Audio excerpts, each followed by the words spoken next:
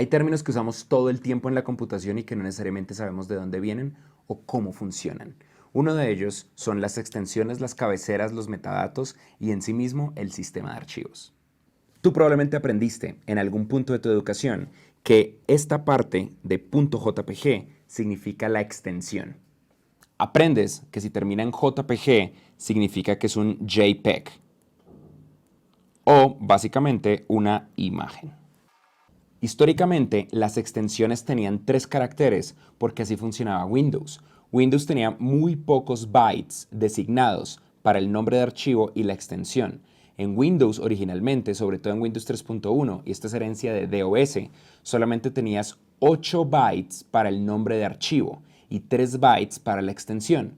Por ende, todos los nombres de archivo tienen un máximo de 8 letras y todas las extensiones tienen un máximo de 3 letras. Esto fue cambiando eventualmente y ahora ya no vivimos esa restricción. También tenemos otras extensiones como por ejemplo HTML, que internamente tú sabes qué significa que esto es una página web. Sin embargo, debido a la historia de los sistemas operativos, un navegador te puede aceptar .htm y no necesariamente .html como la extensión para que funcione. También en este mundo tenemos otras extensiones como CSS para las hojas de estilo en cascada, JS para el JavaScript, entre otros. Igualmente, en el mundo de las imágenes existe PNG, Portable Network Graphics, o GIF o GIF, que son normalmente las imagencitas animadas, o BMP para mapas de bits o PSD como el archivo de Photoshop. Por último, MP4 es claramente, internamente para ti, un video, y esa es la extensión de video. Eso es algo que todos tenemos en nuestras mentes y que nunca dudamos. Sin embargo, no existe solamente MP4. También tenemos MPEG, que MPEG es un JPEG en movimiento. Es un JPG que se mueve. Eso es MPG, con el mismo algoritmo de compresión de JPG. MP4 simplemente usa un algoritmo de compresión llamado H264. Esto puede sonar confuso por ahora, pero no te preocupes, eventualmente, al final de este curso, lo vas a entender. Y existen otros, como .avi, .mkb, que es Matryoshka Video, entre más. Por ahora, MP4 es el más popular de la web, pero no es el único. Cuando tú intentas abrir uno de estos archivos en código binario, tú vas a encontrar que, por ejemplo, si lo abres en el bloc de notas, tienen cosas como @x- signos raros, igual 1 a 28, más signos raros, cuadrados, cuadrados, cuadrados, y no se entiende claramente qué es. Eso es porque este es el código binario del archivo. Es internamente como está organizado, y si simplemente lo abres en un bloc de notas, no lo vas a poder entender. Existen editores especiales que pueden ver la forma en la que están organizados los archivos. Se llaman normalmente editores hexadecimales. Si tú abres con un editor hexadecimal un JPG, vas a encontrar cosas como FA10, E2, entre muchas otras combinaciones de cosas por este estilo.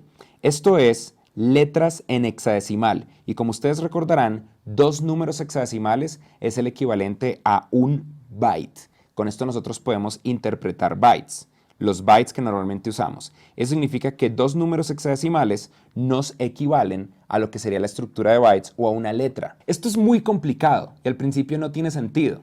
Seguramente ustedes han intentado abrir uno de estos archivos por error o con intención con el bloc de notas, con un editor de texto, y ustedes ven estas cosas raras.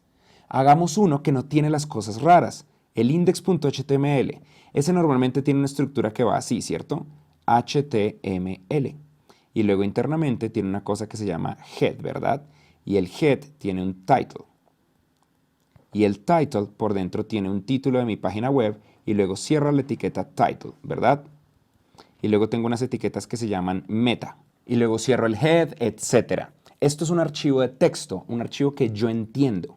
Pero ¿cómo le hace un sistema operativo para entenderlo? Un sistema operativo va dentro del archivo y lee los primeros bytes del archivo. Lee lo que el sistema operativo entiende como la cabecera. Estas cosas que ustedes ven dentro del archivo, este código especial, los primeros bytes, los sistemas operativos van y los leen. Un sistema operativo agarra un archivo y lee los primeros bytes hasta que encuentre un patrón que normalmente reconoce, y ese patrón lo llama la cabecera. En el mundo de HTML, literalmente hay una etiqueta para la cabecera, se llama la etiqueta head. Entonces, cuando un sistema operativo va y lee y encuentra esa estructura, lo que el sistema operativo piensa es, por supuesto, este archivo es un HTML. Si va a un video y lee los primeros bytes y resulta que los primeros bytes tienen una estructura especial, dice, esto es un MP4. Y si va a un archivo de fotos y lee también los primeros bytes y tiene la estructura de un JPG, dice, esto es un JPG.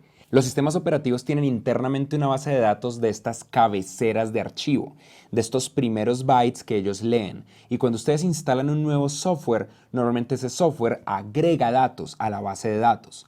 Entonces, por ejemplo, software como Photoshop va a agregarle a Windows, a Linux y a Mac, bueno, a Linux no, pero a Mac y a Windows sí, en su base de datos, si el archivo inicia con estos bytes, esto es Photoshop. Si el archivo inicia con estos bytes, esto es Premiere. Si el archivo inicia con estos bytes, esto es Illustrator.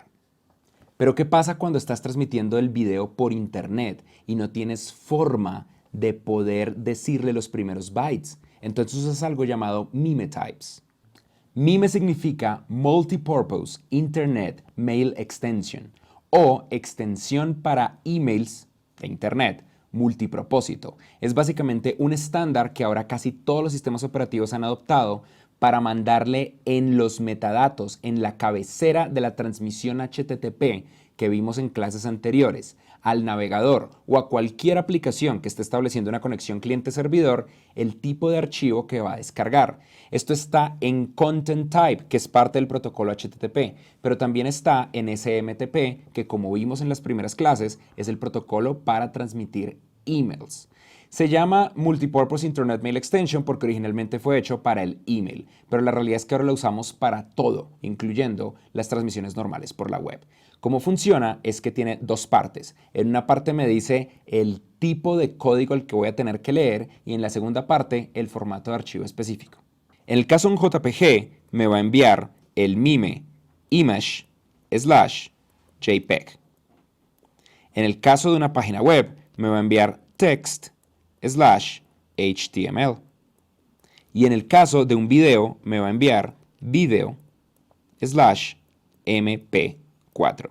Y estos son los meme types. Es una forma rápida y efectiva para poder enviar los datos de cuál es el tipo de archivo que voy a abrir antes de enviar el archivo. De esa manera, un navegador o un sistema operativo sabe, aquí tengo que mostrarlo como una foto y puedo cargarlo de una manera dinámica. Aquí puedo mostrarlo como un video, porque de otra forma, un navegador podría abrir un JPG y salirme así o salirme así al ser interpretado como texto. De hecho, probablemente en algún punto de tu navegación por internet, de toda tu vida en internet, te ha pasado esto. ¿Te ha pasado que tú estás tratando de abrir una página web, abrir un JPG y te salen códigos raros? Eso es lo que pasa en estos casos. Para cada uno de ellos, esto es lo que interpreta. El navegador va a abrir una imagen, el navegador va a abrir un texto, el navegador va a renderear un video. Si no fuera por los meme types, no podríamos cargar un pedacito del video e ir cargándolo a medida que lo voy reproduciendo. O no podríamos ir mostrando la imagen de a poquitos. Tendríamos que esperar a que descargue todo el archivo, o por lo menos los primeros bytes, para leer las cabeceras del archivo, que es lo que normalmente hace un sistema operativo.